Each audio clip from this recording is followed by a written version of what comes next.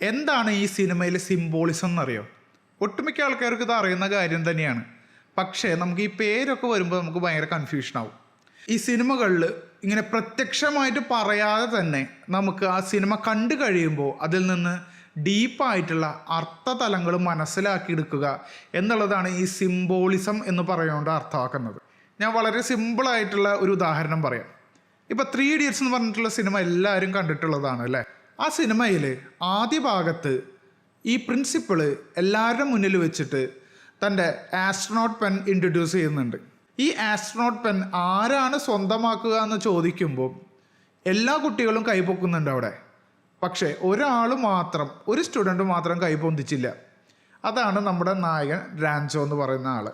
Principal അവസാനം, ഈ കഥയുടെ അവസാനം ഈ ആസ്ട്രോനോട്ട് പെൻ കൊടുക്കുന്നത് രാൻചോനാണ്. അപ്പോൾ ഇത് ഒരു സിംബോളിസത്തിൻ്റെ ഉദാഹരണമാണ്. Objective symbolism, character symbolism, plot symbolism, colour symbolism, music symbolism തുടങ്ങിയ പല രീതിയിലൂടെ ഇത്രയും അർത്ഥതലങ്ങൾ പ്രേക്ഷകരുടെ മുന്നിലെത്തിക്കാൻ ഫിലിം മേക്കേഴ്സിന് സാധിക്കും. അപ്പോൾ അടുത്ത വീഡിയോയിൽ കാണാം.